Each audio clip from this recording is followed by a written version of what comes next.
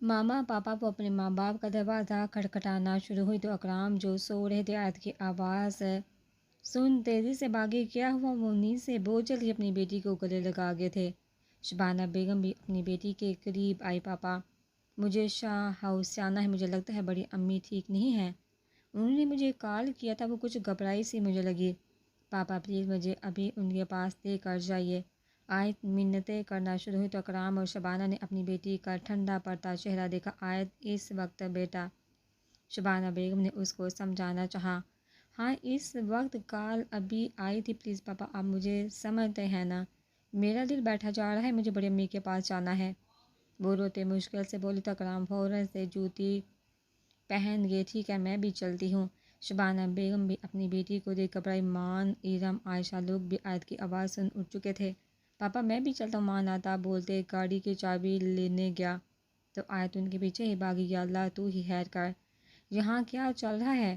جیسے ہی گاڑی شاہ ہاؤس پہنچی شبانہ بیگم ایمبولینس دیکھ بڑبڑائی کہ اکرام کو بھی کچھ برا ہونے کا احساس ہوا. آیت گاڑی سے تیزی سے نکلی تھی.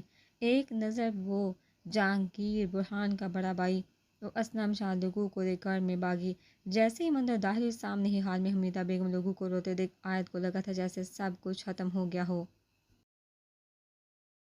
وہ ڈرتے چھوٹے چھوٹے قدم اٹھاتے آگے بڑھی تو سامنے ہی حال میں اسماء بیگم کو بے خبر سوئے دیکھ منہ پر ہاتھ رکھ گئی. آپا. شبانہ بیگم جو پیچھے ہی اسماء بیگم کو دیکھ ان کی طرف لپکی. اسماء بیگم مار چکی تھی اور آیت کی زمین ہل چکی تھی. وہ مرتے قدموں سے آگے بڑھی تھی. کیا یہی انجام تھا سچ کے باہر آنے کا؟ سبھی کے رونے کی آواز میں اونچی ہوئی تھی.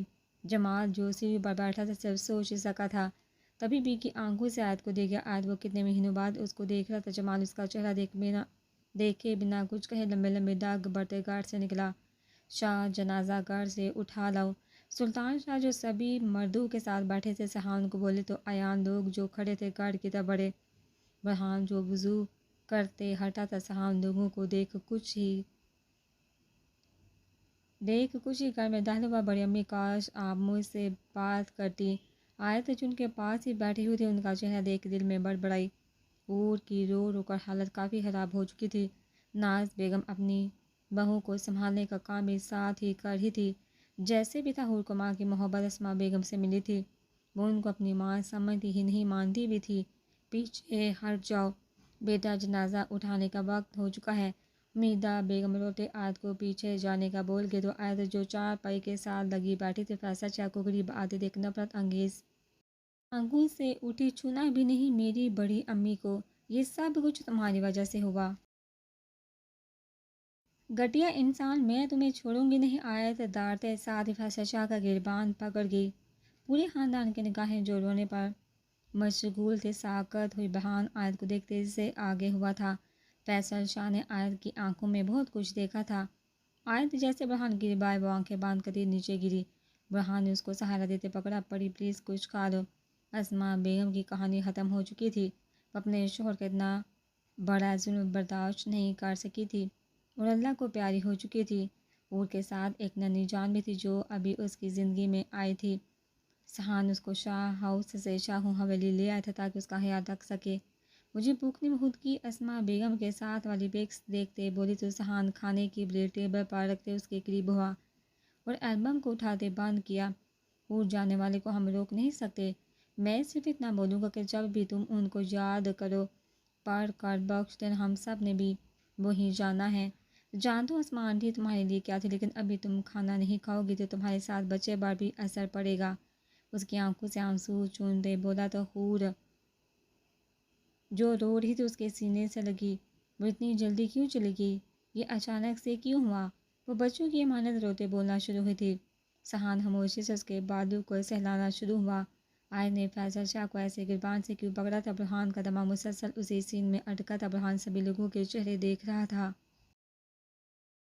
جو اس سب آیت کی اس حرکت کو نوٹ کرتے سوچ میں بڑے تھے. وہ ایک نظر فیصل شاہ کو دیکھ جو لوگوں میں بیٹھا ہمدردیاں حاصل کر رہا تھا.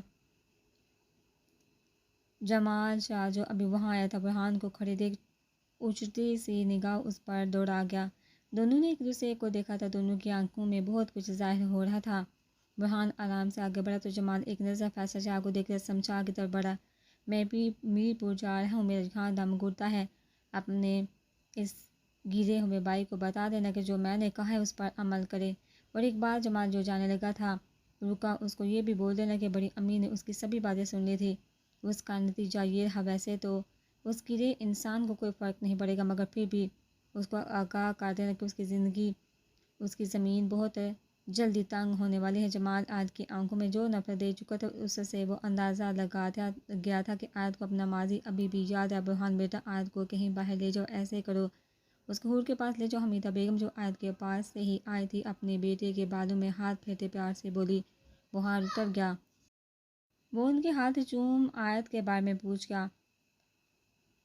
ابھی کچھ ٹھیک ہے، تم دیکھو جا کر اس کو۔ وہ اپنے لال کو پیار کرتے ہوئے بولے۔ جیسے ہی وہ روم میں داخل ہوئے، وہ سامنے ہی پول کے پاس بیٹھی نظر آئی۔ وہ پانی میں ٹانگیں کی گہری سوچ میں ڈوبے جانے کی آج سوچ رہی تھی کہ برہان اس کے قریب آتے بیٹھ کے اس کو علم بھی نہ ہوا۔ عائد وہ اس کو دیکھتے ساتھ ہی اس کے کندھے پر ہاتھ رکھ کے اپنے ساتھ لگا گیا تو وہ چونکی، جبکہ اس کے تحفظ پر احساس کو پاتے بھی کی آنکھیں بھیج گئی۔ برہان، مجھے یہاں نہیں رہنا، کیا ہم لاہور جا سکتے ہیں؟ وہ التجائی سا لہجہ لیے بولی تو وہ پوری طرح اس کی طرف متوجہ ہوا۔ جا سکتے ہیں، یہ بھی کوئی پوچھنے والی بات ہے؟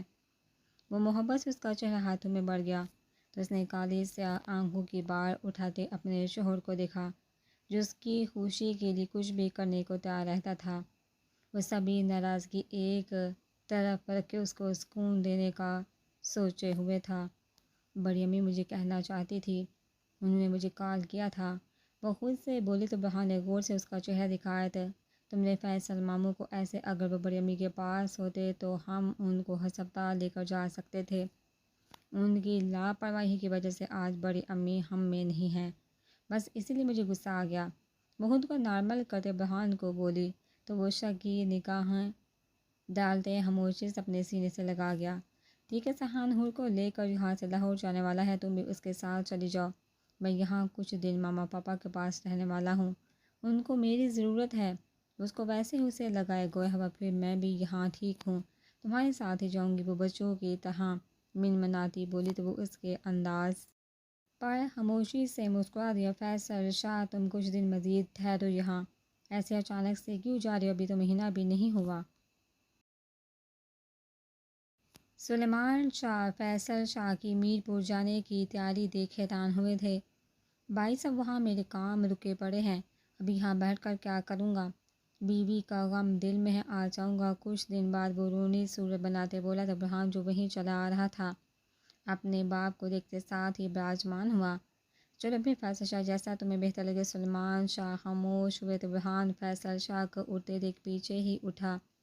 ماموں وہ ان کو تیزی سے قدم اٹھاتے دیکھ پیچھے سے ہی آواز لگا گیا، مجھے آپ سے کچھ باتیں کرنی ہیں۔ وہ دو دو الفاظ بولتے آگے بڑھا تو فیصل شاہ اس کو اکڑ کر جاتے دیکھ پیچھے ہی گیا۔ بہت سی باتیں ہیں جو میرے دل میں بڑی پڑی ہیں، ان کے جواب مجھے چاہیے، لیکن بے فکر رہے، میں کوئی جواب لینے نہیں آیا۔ میں صرف یہ بتانا چاہتا ہوں کہ بہت سے راز ہیں جو میر پور میں دبے ہوئے ہیں۔ وہ وقت دور نہیں جب برہان شاہ ان تک پہنچ جائے گا۔ آپ کو وارن کرنا چاہتا ہوں کہ مجھ سے بچ کے رہنا، چونکہ آپ میرے نشانے پر ہیں۔ وہ بنا لحاظ رکھے فیصل شاہ کو بولا تو فیصل شاہ برہان کے منہ سے راز اور سوچ میں ڈالنے والی باتیں سن گلا خشک کر گیا۔ میر پور سر، میں کہہ رہا ہوں نا، ضرور یہ کسی نے ہمیں گمراہ کرنے کے لیے ہمارے ساتھ شرارت کی ہے۔ صدیق ہاتھ کو پٹے غفار چودھری سے بولا، جو گہری سوچ میں پڑا تھا۔ نہیں صدیق، مجھے نہیں لگتا یہ کسی کی شرارت تھی، داتا بخش نام میں نے پہلے بھی سنا ہے اور مراد کے ساتھ اس آدمی کو دیکھا بھی ہے۔ میں اب یہ سوچ رہا ہوں، جب مراد کی وفات ہوئی تھی تب سب نے اس کو مراد کا قاتل قرار دیا تھا، چونکہ سب کا کہنا تھا کہ وہ وہاں سے بھاگ نکلا۔ اگر یہ قاتل ہے تو یہ ابھی مجھے ایسے یہ سب۔ غفار جو سگار پی رہا تھا اپنی جگہ سے اٹھے، وال گلاسز سے باہر سڑکوں پر آتے جاتے ٹریفک کو دیکھنا شروع ہوا۔ صدیق، ذرا یہ برہان شاہ کے بارے میں پتہ کرو، مجھے اس کو دیکھنا ہے، میں ملاقات کرنا چاہتا ہوں۔ غفار ایک دم سے پلٹا تو صدیق کو حکم دیا تھا، اگر زر بیٹا نہیں تو کون ہے؟ غفار داتا بخش کا ہاتھ پٹے سوچ میں پھر سے غائب ہوا۔ کہاں جانے کی تیاری ہو رہی ہے بابا سرکار؟ سرشار جو اپنے کدو کو کھانا ڈال رہا تھا، اپنے باپ کو تیار دیکھ دریافت کر گیا۔ فیصل شاہ کی بیوی وفات پا گئی ہے، تمہیں پتہ تو ہوگا، وہ میر پور آیا ہوا ہے، سوچا اس کے پاس افسوس کر آؤں۔ وقار شیرازی نے آرام سے جواب پاس کیا تو سرشار نے سر ہلایا، ویسے تمہارا یہ بہروز چوہان دوست اور کتنے دن جہاں رہنے والا ہے؟ وقار شیرازی جو جانے لگے تھے۔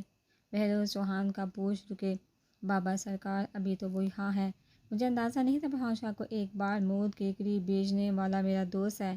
یقین جانے اب برہان شاہ کا جو انجام ہوگا وہ ساری دنیا دیکھے گی۔ بہروز اپنے بھائی کا بدلہ بھی لے گا اور میں ہمارے خاندان کی دشمنی کو نبھاؤں گا۔ سرشار زہر ہند آنکھوں سے بولا تو نادیہ جو وہاں چائے لا رہی تھی باتیں سن گھبرائی۔ وہ جاننا چاہتی تھی اپنی خالہ کی وفات پر، لیکن کسی نے اس کو جانے نہیں دیا تھا۔ وہ اس قید میں بند تھی، وہ چاہتی تو آزاد ہو سکتی تھی، لیکن وہ خود کو اللہ پر چھوڑ گئی تھی۔ وہ ہر دن یہاں مرتی تھی اور اس کے گھر والے بھی یہاں نہیں آ سکتے تھے، کیونکہ اگر وہ آتے تو نادیہ کا یہ حال دیکھ فیصل شاہ کو کوئی نہیں چھوڑتا جس نے یہ رشتہ کروایا تھا۔ وہاں کیوں کھڑی ہو گئی ہے یہاں مر؟ سرشار جو اپنے باپ کو گاڑی میں سوار ہوتے دیکھ گیا تھا، نادیہ کو بت بنے دیکھ تارتے گڑ جائے تو وہ کامتے ہاتھوں سے جلدی سے ٹیبل پر چائے رکھ کپ میں ڈالنا شروع ہوئی۔ نیند پوری ہو گئی۔ بہروز جو وہیں چلا رہا تھا، سرشار نے ہاتھ دھوتے سرسی سا اس کو دیکھتے پوچھا، بس ہو ہی گئی؟ بہروز جو نادیہ کے قریب چیئر پر بیٹھا تھا اس کو گیز نظروں سے گھورتے سرشار کو جواب دیا۔ سرشار نے اس کی نظروں کو اچھے سے نوٹ کیا تھا۔ نادیہ جلدی سے چائے کپوں میں ڈالتے وہاں سے بھاگی۔ وہ بہروز کی نظروں سے کافی خوفزدہ ہو رہی تھی یہ لڑکی۔ بہروز کی نظروں نے دور تک نادیہ کا پیچھا کیا تھا، ملازمہ ہی سمجھو اس کو۔ سرشار اس کی بات پوری ہونے سے پہلے ہی بولا تو وہ ہلکے سے مسکرا دیا، کافی خوبصورت ہے آج رات کے لیے کیا میں؟ وہ اپنے سینے پر ہاتھ پھیرتے آدھی بات چھوڑ گیا تو سرشار ہلکے سے مسکرایا، کیوں نہیں وہ اتنا بولتے؟ اٹھا تو بہروز نے چائے کا کپ اٹھاتے اس کے پیچھے ہی قدم بڑھائے۔ سرشار انتقام نفرت میں گر چکا تھا کہ وہ بھول گیا تھا کہ نادیہ اس کے بھائی کی بیوی اور ماں بننے والی ہے۔ میری بیوی کا افسوس کم کرو اور پتہ کرو یہ غفار چودھری کیا کرنے آیا ہے، اور داتا بخش جہاں زندہ بھاگ پھر رہا ہے۔ تو بھول گیا کہ جب ہم نے مراد کو مارا تھا داتا بخش کے پاس ایک کیمرہ تھا؟ وقار شیرازی جیسے مرضی کر داتا بخش کو سلطان شاہ کے پاس پہنچنے سے پہلے پکڑ۔ میں تو ابھی تک برہان کی باتوں کا مطلب سوچ رہا ہوں، وہ کیا جانتا ہے ماضی کا؟ اس نے مجھے دھمکی لگا، یقین نہیں آ رہا مجھے ابھی تک فیصلہ شاہ تو برہان کی چند باتوں پر ہی گھبرا اٹھا تھا۔ ٹھیک ہے میں اپنے آدمیوں کو لگاتا ہوں داتا بخش والے کام پر۔ وقار شیرازی بھی جانتا تھا کہ اگر فیصل شاہ پھنسا تو وہ بھی پکڑا جائے گا، اسی لیے وہ تیزی سے بولتے اس کام پر عمل کرنے کے لیے اٹھا۔ ویسے تجھے ایک بات بتانی تھی، جس نے برہان پر حملہ کیا تھا وہ سرشار کا دوست ہے۔ بہروز چوہان اپنے بھائی کا بدلہ لینے کے لیے میر پور آیا ہوا ہے، فکر نہ کر ہم کوئی نہ کوئی راستہ بنا لیں گے۔ وقار شیرازی فیصل شاہ کو آگاہ کرتے آرام سے گیا۔ جمال جو سب باتیں سن چکا تھا فون نکالتے کسی کو کال ملا گیا، برہان کیا جانتا ہے؟ مجھے پتہ لگانا ہوگا، مگر اس سے پہلے اس داتا بخش کو پکڑنا ہوگا۔ اس سے بھی ضروری پہلے ذرا اس بہروز چوہان کو دیکھوں۔ جمال بھی انجانے میں ہی صحیح دشمنوں میں ہاتھ ڈال گیا تھا۔ جمال بھی سوچ چکا تھا اور ابھی اپنی سوچ پر عمل کرنے کے لیے وہ گاڑی کی طرف بڑھا۔ اے لڑکی ادھر آ۔ سرشار جو کچن ڈور تک پہلی بار آیا تھا نادیہ کو آواز لگاتے باہر آنے کا بولا تو وہ ڈرتی سرسی سے نگاہ سرشار کی بیوی پر ڈالتی باہر اس کے پاس گئی۔ دودھ کا گلاس میرے دوست کو روم میں دے آؤ۔ اس کو گلاس کی طرف اشارہ کرتا مہمانوں والے روم کی طرف جانے کا بول گیا تو وہ ڈرتی خاموشی سے سوچ میں پڑی۔ سنائی نہیں دیا، وہ اس کو ویسے ہی کھڑے دیکھ کر جا تو وہ ڈرتی فوراً سے گلاس اٹھا گئی۔ آ جاؤ۔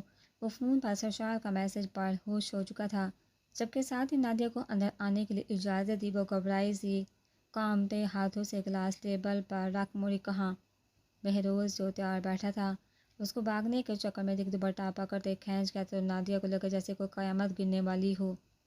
چھوڑو، نادیہ خود کو کمزور بالکل بھی دکھانا نہیں چاہتی تھی، وہ بھی پوری قوت سے داڑھی زبان چلاتی ہے۔ وہ اس کو خود سے لڑتے دیکھ بالوں سے پکڑ بیڈ کی طرف پھینک گیا تو نادیہ گھبراتی تیزی سے دوسری طرف سے بھاگنے کے لیے بیڈ سے اتری۔ وہ بھی اس کی طرف لپکا تھا۔ نادیہ جو بھاگنے لگی تھی ٹیبل کے کونے سے ٹکراتی نیچے گری، جبکہ وہ اپنا گھٹنا بھی پکڑ چکی تھی۔ وہ گیس مسکراہٹ لیتے ہنسا، مجھے جانے دو، تم جانتے نہیں میرا شوہر، وہ گھبرائی آواز میں بولتے ساتھ ہی پیچھے کو کھسکی، مجھے تمہارے شوہر سے کچھ لینا دینا نہیں، چپ چاپ آج کی رات یہاں، میں تمہارا خون کر دوں گی۔ وہ ڈرتے اس کی بات مکمل ہونے سے پہلے ہی ٹیبل کو لات مارتے بھاگی۔ बहरोज जो नीचे अभी बैठा था उसके ऐसे टेबल को मारने पर ज़मीन पर गिरा। नादिया तेज़ी से भागी थी। वो भागते रूम से निकली, सीधी लॉन में पहुंची। आतफ वो आतफ की गाड़ी देख खुशी से उसकी तरफ लपकी। ये जाने बिना कि आज उसकी ज़िंदगी, उसका ये सफ़र यही ख़त्म कर देगी। तुम यहाँ ऐसे वो जो अभी गाड़ी से निकला था, हाथों में फूल लिए। उसकी हालत देख साकत हुआ। वो आदमी मेरे साथ ज़बरदस्ती कर रहा था। वो रोते मुश्किल से बात करते बोली। आतफ की आंखों में जैसे कहर बढ़ा था। बहरोज जो नादिया के पीछे ही था लॉन में पहुंचा। यही आदमी। नादिया डरते आतफ के पीछे हुई। क्या हो रहा है यहाँ? उससे पहले आतफ अपनी बीवी के लिए बहरोज को सबक सिखाता। सरशार तेज़ी से वहाँ दरम्यान में आया। मैंने कुछ भी नहीं किया। बहरोज तेज़ी से सरशार के सामने हुआ तो आतफ कह लिए। नादिया को छोड़ अपने भाई के सामने हुआ। भाई, मैं इस आदमी को जान से मार दूंगा। इसकी हिम्मत कैसे मेरी बीवी की तरफ निगाह उठाने की? वो दौड़ा तो सरशार ने उसको पकड़ते बहरोज से दूर किया। बस कर आदर सरशार की आवाज़ भी बुलंद हुई। अपनी बीवी से पूछा, वही मेहमानों के कमरे में क्या लेने गई थी? कसूर तुम्हारी बीवी का है? कोई भी औरत ऐसे रात के पहर किसी गैर मर्द के कमरे में जाएगी तो शैतान को दावत देगी। भाई, कुछ तो खुदा का खौफ खाइए। आपने ही तो मुझे दूध देने भेजा था। नादिया सरशार के अल्फाज सुन हिल चुकी थी। चलो सुन लो अपनी बीवी की। वो मुझ पर इल्ज़ाम लगा रही है। मैं पागल हूँ? अपनी बीवी को कहीं निकलने नहीं देता। तुम्हारी बीवी को कैसे किसी गैर मर्द के कमरे में भेज सकता हूँ? यही दिन देखने को रह गया था। सरशार ने बहुत होशियारी से बात बनाई। आतफ, मेरी बात सुनो, मैं सच बोल रही हूँ। मुझे बायचटा। उससे पहले वो आगे कुछ बोलती, आतफ का हाथ उठा था उसकी गाल का। जीनत बना खामोश। एक लफ्ज़ भी मेरी जान निसार बाई के खिलाफ मत निकालना। अगर एक और लफ्ज़ निकाला तो यही ज़िंदा दफना दूंगा। वो उसको बालू से पकड़ते खुद के साथ घसीटते पोर्च की तरफ बढ़ा तो सरशार बहरोज को लेते आराम से रूम में जाने का बोल गया। ये देखो मैं तुम्हारे लिए क्या लाया था।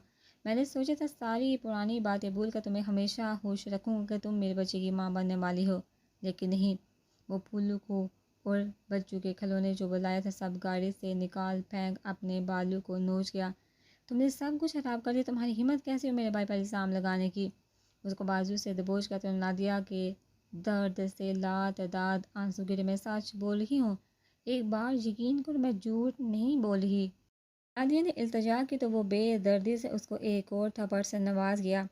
उसके निचले होंठ से खून निकलना शुरू हुआ था। नादिया शाह, मैं आदर शाह तुम्हें तलाक देता हूँ, तलाक देता हूँ, तलाक देता हूँ। वो दाढ़ते पूरे गुस्से से उसको अपना फैसला सुनाते बाजू से पकड़ते हवेली के गेट से बाहर धक्का दे गया। वो लड़की बहरोज फिर से सिर्फ इतना ही बोला था, यही मैं चाहता था। सरशार सारा तमाशा इंजॉय करते गैस हंसी से हंसा तो बहरोज चौंका। ये लड़की हमारे दुश्मन के घर से आई थी। मेरा भाई पहले तो उसको जूती की नोक पर रखता था, लेकिन जब से उसने सुना था कि वो बाप बनने वाला है, लाहौर में अपने पास उसको ले जाने की ज़िद करने लगा। जहाँ पहले वो मुझसे मोहब्बत करता था, वो उस लड़की को वो मुकाम देना चाहता था। बस इसलिए मैंने सोच लिया था कि इस लड़की की कहानी मैं इस घर से ख़त्म करूँगा। सरशार बहरोज का सब कुछ बताते मुस्कुराया तो वो उसके प्लान का सुंदा देते साथ ही गया। आतफ नादिया ज़ोर ज़ोर से हवेली का बड़ा गेट खटखटाती रही और कोई नहीं आया। उसकी ज़िंदगी एक ही पल में जैसे ख़त्म हुई थी। उसके पेट में दर्द शुरू हुआ था। वो वैसे ही मरते हवेली को एक नज़र देख डरते हाली कच्ची सड़क पर चलना शुरू हुई। वो अनजान थी, वो कहाँ जाने वाली थी उसको कुछ इल्म ना था। बुरहान भाई आए अभी जैसे ही ख्याल आया कि मीरपुर में आए तो बुरहान भी है, तो जैसे उसकी खुश्क जान में जान आई। लेकिन सब तो साहिवाल में होंगे। वो सुनसान रास्ता देख डरते आगे बढ़ी। किस लड़की को जमाल जो शराज विला पहुंचा था, उसी हवेली की एक मुलाजमा उसके सामने हाथ जोड़ती बोली, साईं आतफ, साईं की बेगम नादिया बीबी जो आपके खानदान से आई थी उसको निकाल दिया है। मैं आई थी अभी बाहर कि उनको आज की रात मैं अपने घर ले जाती। वो मेरे यहाँ आने से पहले ही चली गई। मुलाजमा कामती आवाज़ में बोली तो जमाल एक नज़र बांध हवेली के दरवाजे को देख तेज़ी से गाड़ी में सवार हुआ। अभी वो कच्चे रास्ते पर पड़ा ही था कि गाड़ी की रोशनी ने उसको सामने ही थोड़ा सा एक लड़की का वजूद दिखाया था। वो सान से गाड़ी आगे ले जाते ब्रेक लगा गया। नादिया जो अपने ध्यान में चली जा रही थी, अचानक से तूफान की तरह गाड़ी को रुकते देख डरी दिल में खौफ फिर से उठा था। वो अभी बिल्कुल भी किसी का मुकाबला नहीं कर सकती थी। शिद्दत से अल्लाह याद आया था। जमाल जो गाड़ी से निकला था तेज़ी से कंधे पर शाल दुरुस्त करते उसकी तरफ बढ़ा। نادیہ کی آنکھیں بند ہو رہی تھی، وہ مشکل سے خود پر ضبط کی کھڑی تھی۔ دور ہو نادیہ اس کو خود کی طرف بڑھتے دیکھ گھبرائی آواز میں چیخی، ریلیکس، میں جمال شاہ، اسلم شاہ کا بیٹا، کہاں جا رہی ہو؟ وہ اس کو خود سے ڈرتے دیکھ دھیرے سے بولا، اسلم شاہ۔ وہ نام سن خود سے بڑبڑائی، جبکہ اس کو یاد آیا تھا کہ ہاں، اسلم شاہ کا بیٹا جمال شاہ ہے، مجھے ساہیوال جانا ہے۔ وہ کسی اپنے کو دیکھ آنکھیں بڑھ گئی، جبکہ مشکل سے خود کے آنسوں کو روکتے بولے، ساہیوال۔ وہ جو مشکل سے اس کی آواز سن پایا تھا خود سے بڑبڑایا، جبکہ بنا کچھ آگے بولے اس کو گاڑی میں بیٹھنے کا بولا۔ یہ کیا کیا تمہارے بیٹے نے؟ فیصل شاہ کو جیسے وقار شیرازی نے فون پر بتایا تھا۔ فیصل شاہ بم بنتے وقار شیرازی کے گھر پہنچے۔ مجھے تو کچھ علم بھی نہ ہوا، بس یہ باتیں سننے کو ملی کہ عاطف نے لڑکی کو طلاق دیتے گھر سے نکال دیا۔ بابا سرکار، وہ لڑکی اچھی نہیں تھی، کل رنگے ہاتھوں پکڑی کہ جانتے ہیں آپ میرے دوست کے کمرے میں جانے کیا کڑی تھی؟ بس کرو سرشار شیرازی، کہ تمہارے خاندان کی لڑکیوں کا کام ہو سکتا ہے، ہمارے خاندان کی لڑکیاں ایسے کام نہیں کرتی۔ فیصل شاہ کی بات بلند ہوئی تو سرشار جو آتے ہی چیئر پر بیٹھا تھا اٹھا، اپنی زبان سنبھال کر بات کرو۔ وہ بھی مٹھیاں بھیج چکا تھا۔ فیصل شاہ بیٹھ کر بات کرتے وقار شیرازی ماحول کو گرم ہوتے دیکھ دھیمے سے بولا، کوئی بات نہیں ہوگی، تمہارے بیٹے نے ہمیں پورے خاندان کے سامنے ذلیل کروا دیا۔ اگر وہ لڑکی گھر نہ پہنچی یا پھر وہ مجھے جہاں نہ ملی تو وقار شیرازی اپنی خیر منا لینا۔ اور ایک بات سرشار شیرازی، تمہارے گھر والے تمہاری یہ گدھا بائی بیوقوف تم سے باندھ سکتا ہے، میں نہیں۔ وہ انگلی اٹھاتے بولا تو عاطف شاہ جو ابھی وہاں آیا تھا چونکتے فیصل شاہ کو دیکھ اپنے بھائی کو دیکھا، کہنا کیا چاہتے ہو؟ سرشار بھی سینہ تانے کھڑا ہوا تو فیصل شاہ اس کے بالکل سامنے ہوا، سب جانتے ہیں کہ تم باپ نہیں مان سکتے، اسی لیے جب تم نے دیکھا کہ عاطف کا بچہ دنیا میں آنے والا ہے تو جل کر اپنے ہی بھائی کا گھر برباد کر دیا۔ وہ اتنا بولتے بنا سرشار کی سنے اپنی گاڑی کی طرف لپکا۔ عاطف فیصل شاہ کی باتوں سے چھپی سچائی اچھے سے جانتا تھا، لیکن کیا اس کا بھائی یہ سب کر سکتا ہے؟ وہ خود سے نفی کر گیا، ایسا کچھ نہیں ہو سکتا، کبھی نہیں ہو سکتا۔ لاہور مجھے دودھ نہیں پینا سرحان، جو حور کے پیچھے تھا حور صوفے کے پیچھے ہوتے، میری منائی پڑی، یہ تو پینا ہی پڑے گا۔ سہان گلاس ہاتھ میں پکڑے اس کے پیچھے لپکا تو زر جو ڈائننگ ٹیبل پر بیٹھا خاموشی سے ناشتہ کر رہا تھا، اپنے بھائی و بھابھی کو دیکھ دبی سی مسکراہٹ رینگتے فون پر ویڈیو بنانا شروع ہوا۔ میں نے کہا نا مسٹر سہان شاہ نہیں پینا، حور بچی نہیں جو ایسے دودھ پیے، ویسے بھی مجھے دودھ پینا بالکل بھی اچھا نہیں لگتا، تمہارے تو اچھے آج دودھ پیئیں گے۔